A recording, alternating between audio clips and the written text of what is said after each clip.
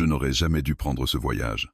C'est la pensée qui me traversait l'esprit tandis que le taxi s'arrêtait enfin devant l'hôtel, ses pneus éclaboussant l'eau sale, accumulée le long du trottoir.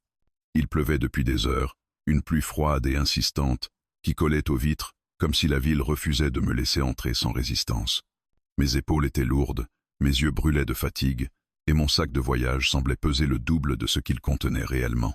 Je descendis du taxi sans enthousiasme, payai rapidement, puis restai un instant immobile, sous l'auvent de l'hôtel, observant les allées et venues derrière les portes vitrées, des silhouettes fatiguées, des valises traînées au sol, des regards vides. J'avais l'impression de me voir de l'extérieur.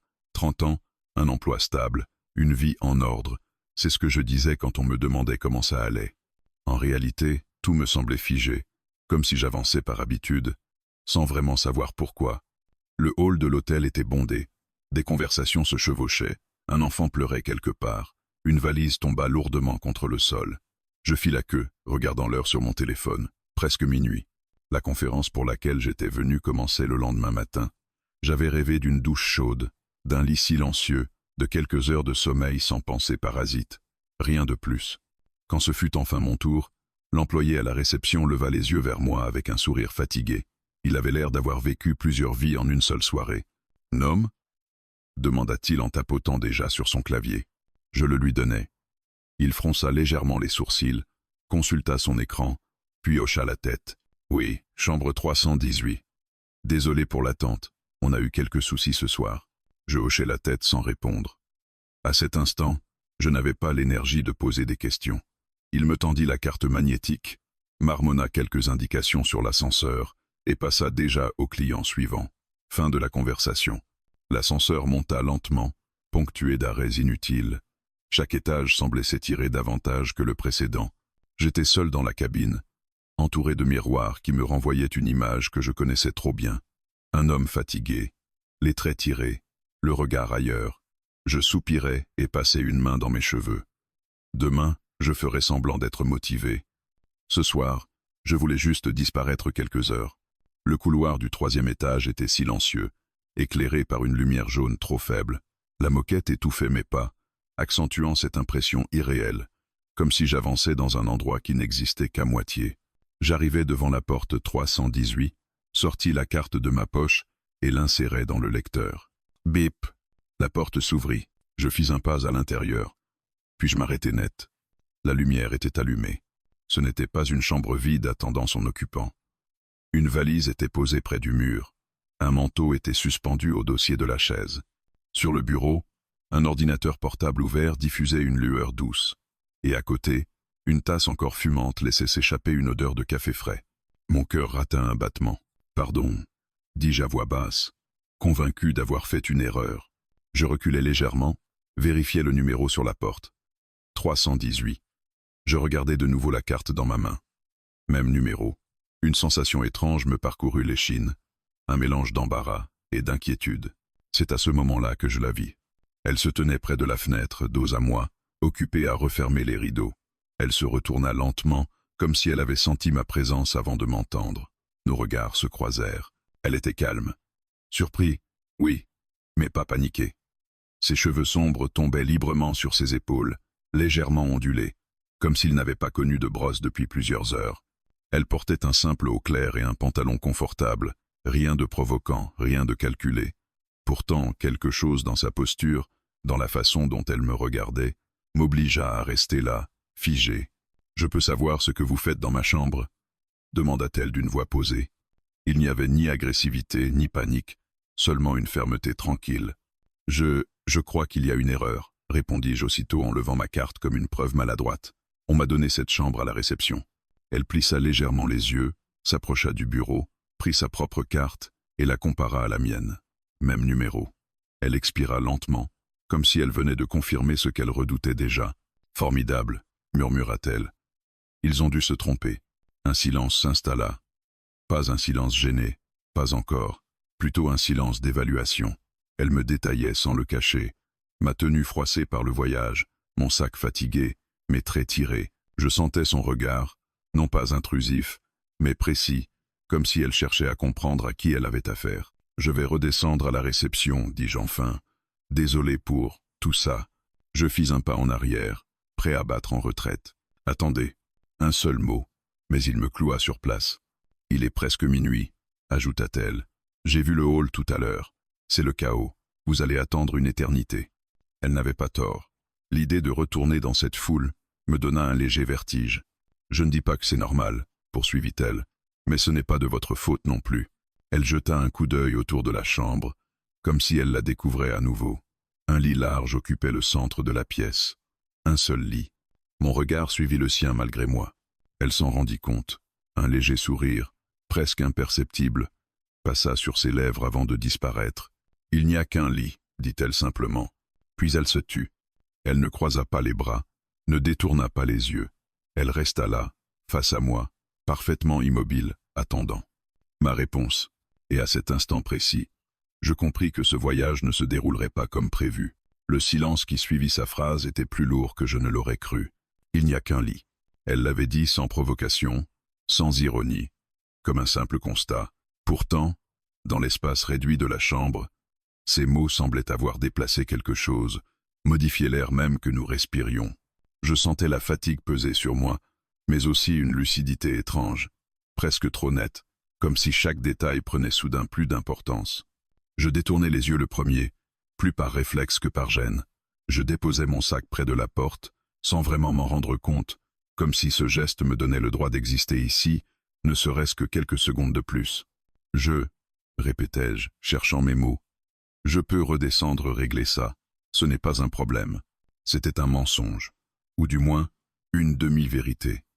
L'idée de retourner dans le hall bondé, d'expliquer la situation à un employé débordé, d'attendre peu, être une heure pour une autre chambre, me vidait du peu d'énergie qu'il me restait. Elle le savait, je le voyais dans son regard. Elle s'approcha du lit, posa la main sur le dossier de la chaise, puis se tourna de nouveau vers moi. « Vous venez d'arriver » demanda-t-elle. « Oui, il y a 10 minutes à peine. »« Moi aussi » dit-elle en hochant la tête. « Enfin, presque. J'ai eu un retard de train. J'ai déjà fait la queue 2 fois en bas. » Sa voix n'était ni plaintive ni accusatrice. Elle exposait les faits, simplement. Je notais mentalement son calme, cette façon qu'elle avait de garder le contrôle sans hausser le ton. Cela me rassura autant que cela m'intrigua. « Je m'appelle Claire », ajouta-t-elle après un instant, tant qu'à être coincée dans la même situation. « Enchanté », répondis-je. « Moi, c'est Julien. » Nos prénoms flottèrent un moment entre nous, comme une tentative maladroite de rendre la situation plus humaine. Elle hocha la tête, m'observa encore. Je me demandais ce qu'elle voyait. Un homme fatigué, un inconnu potentiellement encombrant, une simple erreur administrative incarnée. « Bon », dit-elle enfin, « soyons rationnels. » Elle s'assit sur le bord du lit, croisa les jambes. Ce geste, pourtant banal, resserra encore un peu plus l'espace entre nous. Il est tard. Nous sommes tous les deux épuisés. La réception n'est pas en mesure de régler ça immédiatement, sinon il l'aurait déjà fait.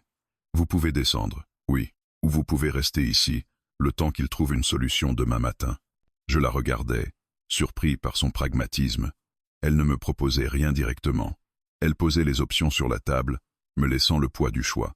Évidemment, ajouta-t-elle, si vous restez, il y aura des règles. Je hochai la tête sans hésiter. Bien sûr, rien de bizarre, rien de déplacé. Chacun de son côté. On dort, c'est tout. Ses yeux cherchaient une réaction sur mon visage. La moindre hésitation, le moindre sourire déplacé. Je restais neutre, sincère. Ça me va, dis-je simplement. Je ne veux mettre personne mal à l'aise. Elle sembla se détendre imperceptiblement. Ses épaules s'abaissèrent légèrement, comme si elle venait de poser un sac invisible. « D'accord », murmura-t-elle. « Alors faisons comme ça. » Elle se leva, prit un oreiller supplémentaire dans le placard, puis le posa au centre du lit avec un soin presque cérémonieux. « Une frontière symbolique », dit-elle avec un léger sourire. « Ça aide. » Je souris à mon tour, malgré moi. Bonne idée. La tension ne disparut pas pour autant. Elle changea simplement de nature, moins tranchante, mais plus diffuse. Comme un fil tendu entre nous, invisible, mais présent. « Je vais prendre la salle de bain en premier », annonça-t-elle. « Pas de souci. » Je la regardais disparaître derrière la porte. Le cliquetis du verrou résonna plus fort que nécessaire. Je restais seul, debout au milieu de la chambre, soudain très conscient de ma présence. J'observais les détails que je n'avais pas remarqués jusque-là. Son sac posé près du bureau, un carnet dépassant légèrement, Une paire de chaussures alignées avec soin. Tout indiquait quelqu'un d'organisé, habitué à voyager, à s'adapter. Je m'assis sur la chaise, posai mes coudes sur mes genoux. Mon téléphone vibra brièvement. Aucun message important. Je le reposais sans même regarder l'écran. Pour une fois, je n'avais pas envie de me réfugier derrière. Quand elle ressortit, quelques minutes plus tard, elle portait un simple pyjama. Rien de spectaculaire. Pourtant, sa présence semblait remplir la pièce d'une manière différente. Plus intime, peut-être parce que la nuit avait officiellement commencé. « À vous » dit-elle en me désignant la salle de bain. Je m'y engouffrai rapidement. L'eau froide sur mon visage me ramena brutalement au présent. Je me regardai dans le miroir. « Tu vas dormir dans la même chambre qu'une inconnue », me dis-je intérieurement. « Et tu trouves ça presque normal ?» Je secouai la tête, amusé par moi-même. Quand je ressortis, elle était déjà allongée de son côté du lit, le dos tourné, les épaules légèrement remontées sous la couverture. Je pris place de mon côté, laissant l'oreiller frontière intact. Nous éteignîmes la lumière sans en discuter. L'obscurité nous enveloppa aussitôt, rendant chaque son plus distinct. Le léger bourdonnement de la climatisation, le bruit lointain de la pluie contre la fenêtre, sa respiration, calme, régulière. Je restais immobile, les yeux ouverts, fixant le plafond invisible. Je sentais la fatigue tirer sur mes muscles, mais mon esprit refusait de se calmer.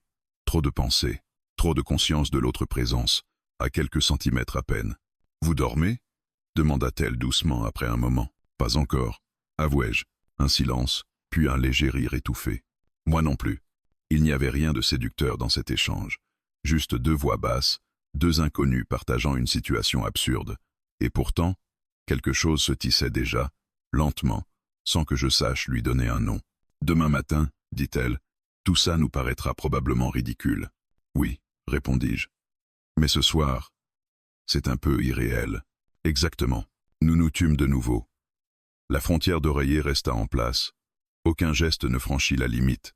Mais je compris, en fermant enfin les yeux, que cette nuit ne serait pas qu'un simple contretemps. Elle était déjà en train de s'imprimer en moi. Je ne sais pas combien de temps passa avant que je comprenne que je ne dormirais pas tout de suite. Mon corps était étendu, immobile, parfaitement conscient du matelas sous moi, de la couverture tirée jusqu'à ma poitrine, de l'oreiller qui marquait la frontière entre nous. Pourtant, mon esprit restait en éveil, suspendu à chaque détail.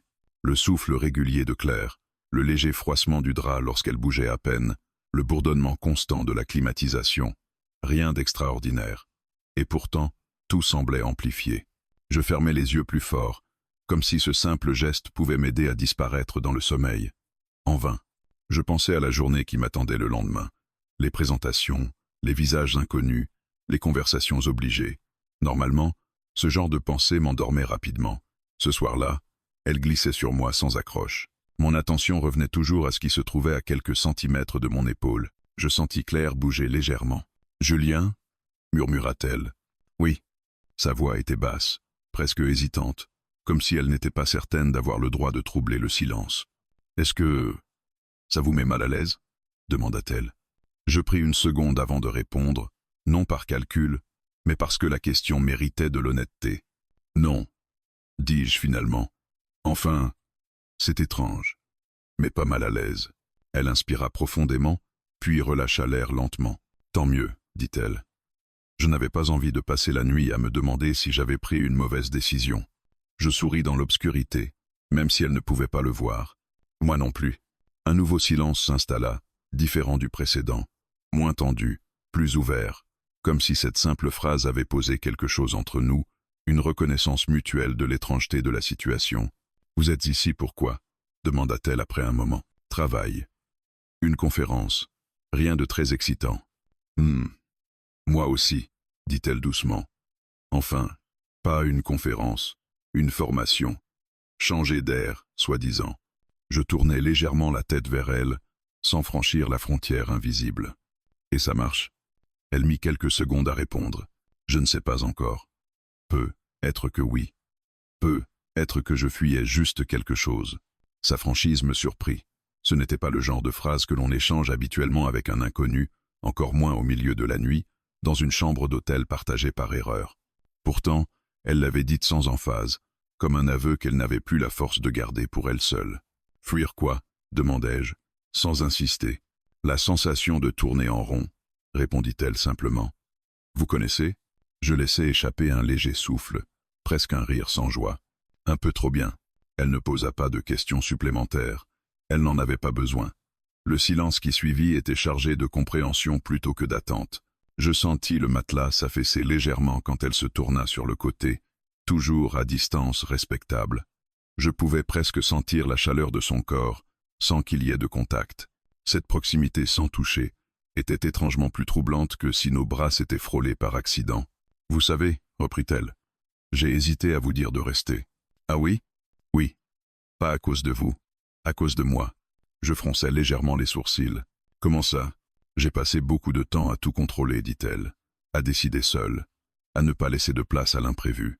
Et là, cette situation me force à lâcher un peu. » Ces mots résonnèrent en moi plus que je ne l'aurais cru. Je compris instinctivement ce qu'elle voulait dire. Cette fatigue qui ne venait pas seulement du corps, mais de l'effort constant pour tout tenir droit, tout maîtriser.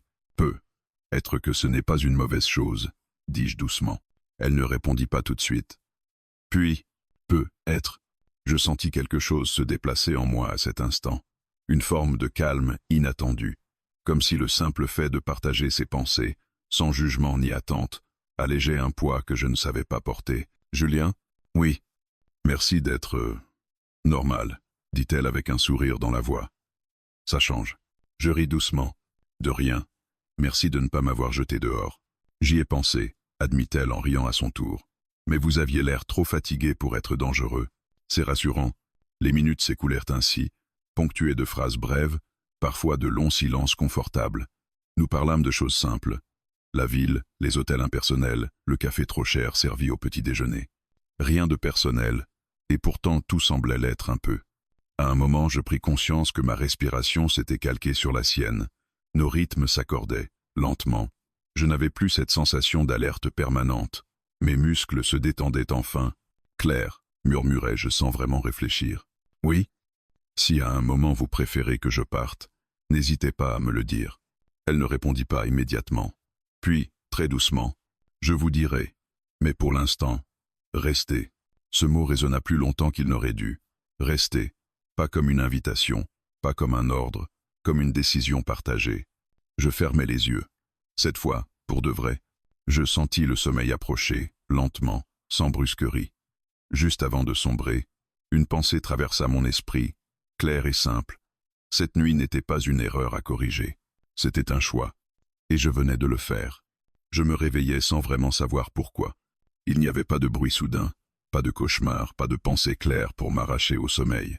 Juste cette sensation diffuse d'être consciente à nouveau, comme si mon esprit avait refait surface avant mon corps. La chambre était plongée dans une obscurité presque totale, seulement traversée par la faible lueur orangée d'un lampadaire filtrant à travers les rideaux mal joints.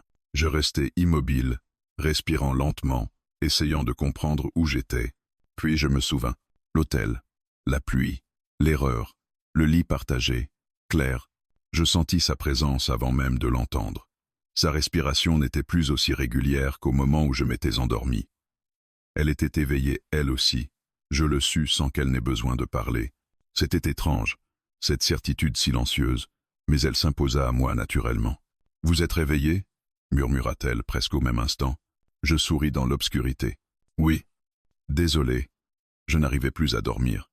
Moi non plus. » Avouai-je, un léger rire, discret, presque étouffé par la couverture. On dirait que cette nuit refuse de se terminer simplement. Peut être qu'elle essaie de nous dire quelque chose. Je regrettais presque mes mots aussitôt prononcés, craignant qu'ils ne sonnent trop lourds, trop chargés de sens. Mais elle ne sembla pas s'en formaliser. Ou peut être qu'elle se moque juste de nous, répondit-elle doucement. Je tournai légèrement la tête vers elle. Nos visages restaient invisibles, mais je sentais qu'elle faisait de même. La frontière d'oreiller était toujours là, intacte, mais elle ne semblait plus aussi nette qu'avant. Elle n'était plus un mur, plutôt une ligne symbolique que nous respections par choix, non par peur. « À quoi vous pensiez ?» demanda-t-elle après un moment.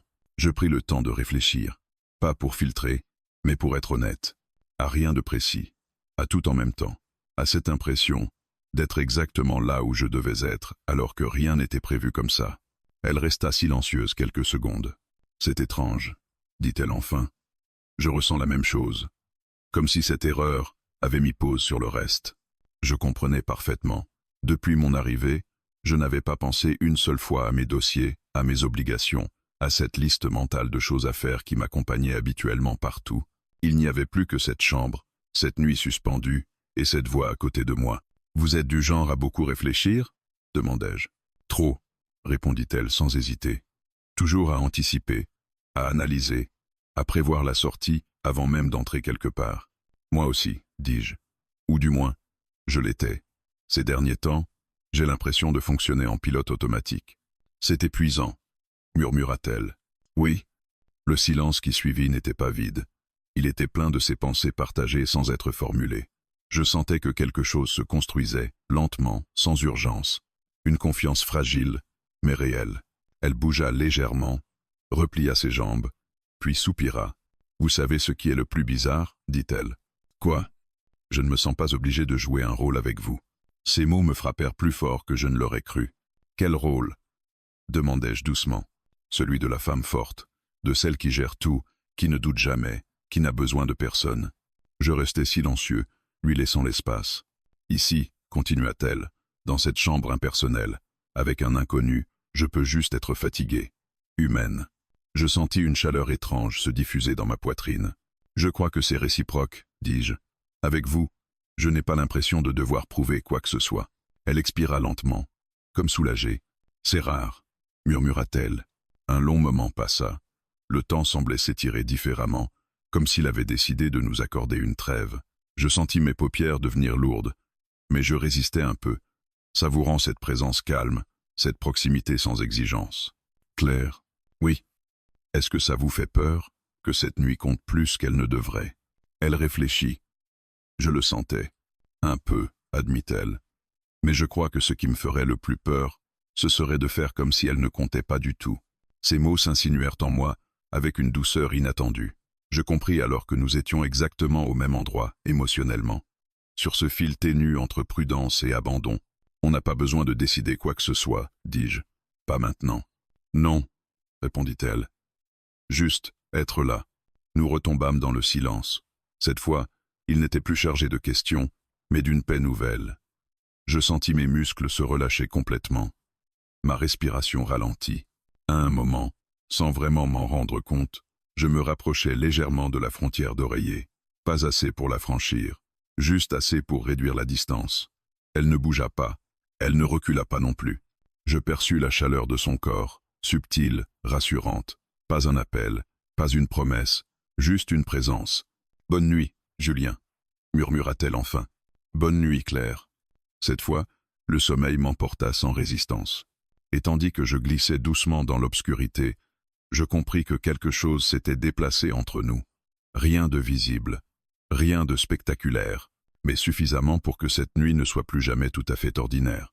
Je me réveillai lentement, comme si mon corps hésitait à revenir à la surface. La première chose que je perçus fut la lumière. Une clarté douce, pâle, filtrée par les rideaux encore à moitié tirés. Rien d'agressif, rien qui pressait. Juste ce rappel discret que la nuit était passée. Pendant quelques secondes, je restais immobile, les yeux clos, savourant cette sensation rare d'avoir dormi profondément, sans rêves agités, sans ce poids familier au creux de la poitrine. Puis les souvenirs affluèrent. La chambre, le lit, Claire. J'ouvris les yeux. La frontière d'oreiller était toujours là, intacte, mais elle me sembla soudain presque inutile, comme un vestige d'une inquiétude qui n'existait plus vraiment. Je tournai légèrement la tête vers l'autre côté du lit. Claire était déjà réveillée. Elle était assise, adossée à la tête de lit, les jambes repliées sous elle, un mug entre les mains. Ses cheveux étaient attachés à la va-vite, quelques mèches échappées encadrant son visage encore marqué par le sommeil. Elle portait le même pyjama que la veille, mais à la lumière du matin, il avait quelque chose de plus intime, de plus réel. « Bonjour », dit-elle doucement, comme si elle ne voulait pas briser quelque chose. « Bonjour », répondis-je. La voix encore un peu rauque, un sourire passa sur ses lèvres, pas large, pas calculé, juste sincère. « Vous avez bien dormi ?» Je pris une seconde avant de répondre. « Étonnamment bien, avouai-je. »« Et vous ?» ?»« Moi aussi. » Il y avait dans sa voix une note de surprise mêlée à autre chose. Un soulagement, peut-être. Nous échangeâmes un regard plus long que nécessaire, puis elle détourna les yeux vers la fenêtre. J'ai fait du café avec la machine de voyage, dit-elle en levant légèrement son mug. Je voyage toujours avec. Les hôtels ont tendance à massacrer le café. Vous êtes prévoyante, remarquai-je en me redressant. Disons que j'ai appris à ne pas compter sur le hasard. Je me levai lentement, pris un mug vide posé sur le bureau. Elle se leva à son tour pour me servir. Nos gestes étaient calmes, presque chorégraphiés, comme si nous avions déjà fait ça 1000 fois. Le café était fort, parfaitement dosé, exactement comme je l'aimais. Merci, dis-je en prenant une gorgée. De rien. Nous nous installâmes près de la fenêtre, chacun avec sa tasse, observant la ville qui se réveillait sous un ciel encore gris. La pluie avait cessé, laissant derrière elle des rues luisantes, des trottoirs brillants comme des miroirs. Ça fait du bien, murmura-t-elle. Ce calme. Oui, je réalisais alors à quel point la solitude de mes matins habituels me pesait. Le réveil brutal, le téléphone consulté machinalement, le silence trop vaste de mon appartement. Ici, ce silence était différent. Il n'était pas vide.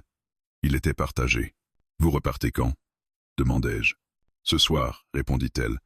Formation toute la journée, puis un train en fin d'après-midi. Un pincement discret se fit sentir en moi. Je n'aimais pas la sensation. Je n'aimais pas non plus le fait qu'elle existe.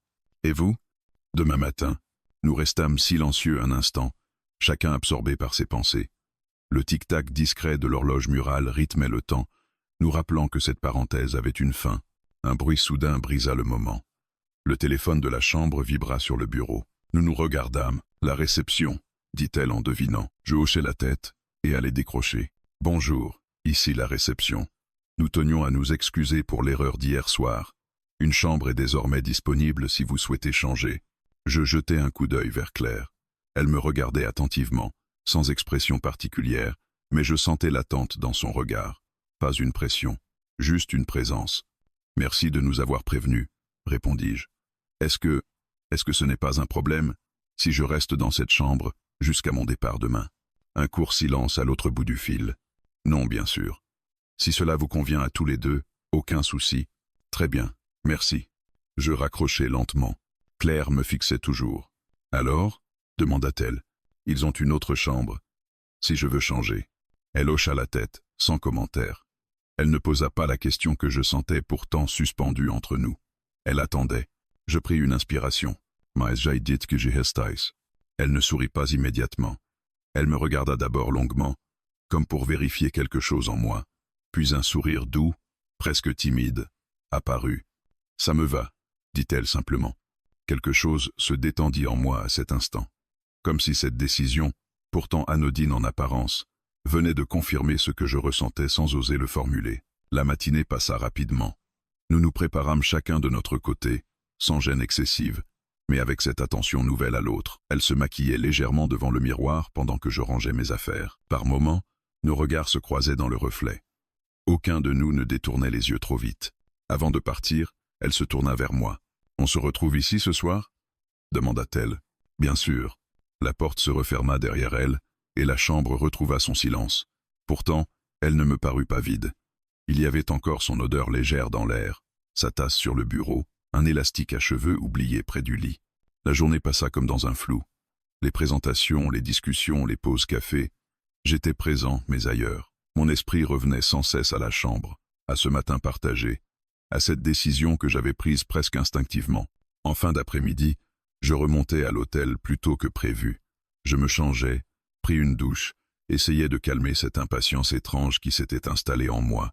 Quand la porte s'ouvrit enfin, Claire entra, les joues légèrement rougies par le vent, un sac à la main. « Journée intense », dit-elle en posant ses affaires. « Pareil. » Elle s'assit sur le lit, soupira profondément. « J'ai hésité à rentrer directement chez moi », avoua-t-elle. « Mais j'avais envie de revenir ici d'abord. » Je m'assis à côté d'elle, à une distance respectueuse mais moindre qu'avant. Moi aussi. Nous commandâmes à manger, partageâmes un repas simple sur le lit, riant de détails insignifiants. Les heures s'écoulèrent sans que nous y prêtions attention. La nuit tomba de nouveau sur la ville. À un moment, elle posa sa main sur l'oreiller qui séparait encore le lit. « Vous savez, » dit-elle doucement, « cette frontière, elle me semble moins nécessaire maintenant. » Je la regardais. Elle me regardait aussi. Il n'y avait plus d'hésitation dans ses yeux, seulement une question silencieuse. « Oui, » répondis-je. « À moi aussi. » Je pris l'oreiller et le retirait lentement, sans précipitation, sans triomphe, juste un geste simple, assumé. Nous restâmes là, côte à côte, sans nous toucher encore, mais plus proches que jamais. Le matin avait tout changé, et la nuit qui venait promettait de ne plus être tout à fait la même. La nuit ne bascula pas comme on aurait pu l'imaginer. Il n'y eut ni geste brusque, ni urgence, ni cette précipitation maladroite que l'on associe souvent aux décisions tardives. Après avoir retiré l'oreiller, nous restâmes simplement assis là, côte à côte, conscients l'un de l'autre d'une manière nouvelle. Plus proches, oui, mais surtout plus calmes, comme si le simple fait d'avoir choisi avait suffi à apaiser quelque chose en nous. Claire fut la première à s'allonger, sur le dos, les mains croisées sur son ventre. Je la rejoignis quelques secondes plus tard, imitant son mouvement. Nos épaules se frôlaient à peine.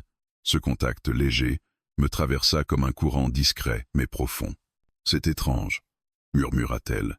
J'avais peur que ce moment soit différent. Comment ça? Plus compliqué, plus chargé. Je tournai légèrement la tête vers elle. Son visage était à moitié éclairé par la lueur extérieure, ses traits adoucis par la fatigue. « Et maintenant » demandai-je. « Maintenant, ça me semble simple. » Je souris sans répondre. Elle avait mis des mots sur ce que je ressentais moi aussi.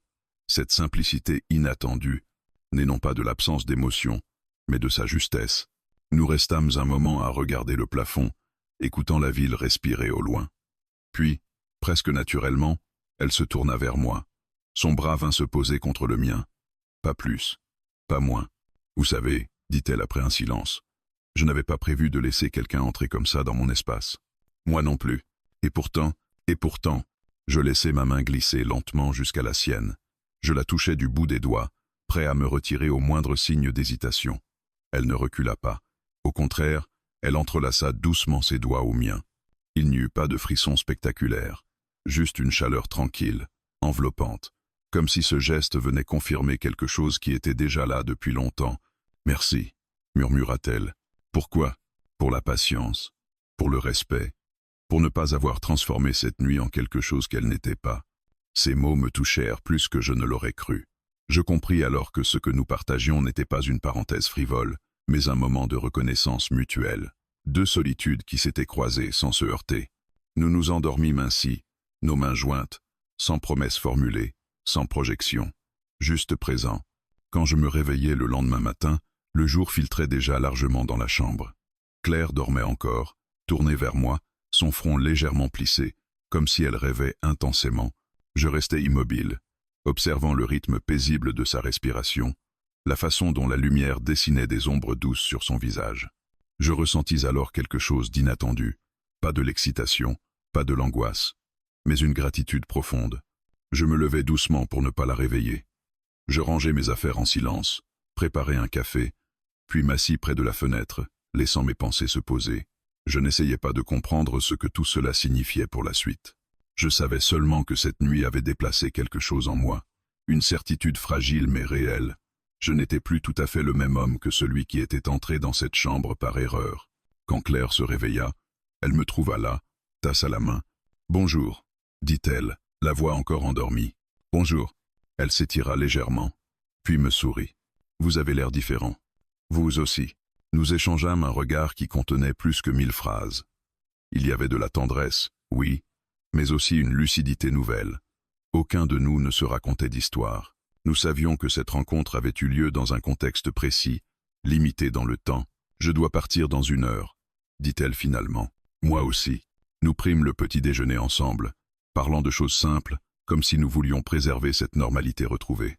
Elle rangea ses affaires, je vérifiai mon téléphone. Le monde extérieur reprenait doucement ses droits. Avant de quitter la chambre, elle s'arrêta près de la porte. « Julien ? Oui.